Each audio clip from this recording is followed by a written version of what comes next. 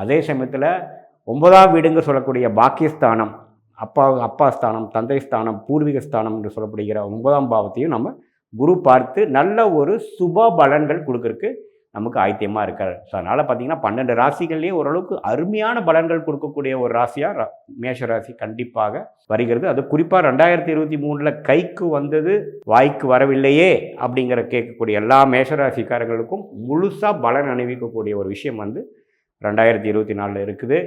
பல பேர் பல விஷயங்கள் நடக்குமா நடக்காதாங்கிறது நிறையா பார்த்துட்டு இருப்பீங்க. உங்கள் தசாபுக்திகளை பார்த்திங்கன்னா ஒரு முழுசான ஒரு ஒரு ஒரு நிலைத்த தன்மை இல்லாமல் இருக்கும். அது ஒரு மதில் மேலே இருக்கிற பூனை மாற இந்த பக்கம் பூனை உழுக போதா அந்த பக்கம் வரப்போகிறதாங்கிறது உங்களுக்கே தெரியாத சஸ்பென்ஸ் இந்த கோச்சார பலன்கள் என்று சொல்லப்படுகிற இந்த சனி, ராகு, கேது, குரு பயிற்சி மாற இருக்கக்கூடிய அம்சம் தான் உங்களுக்கு பூர்ணமான ஒரு ரிசல்ட்டை கொடுக்கக்கூடிய விஷயமா இருக்குது.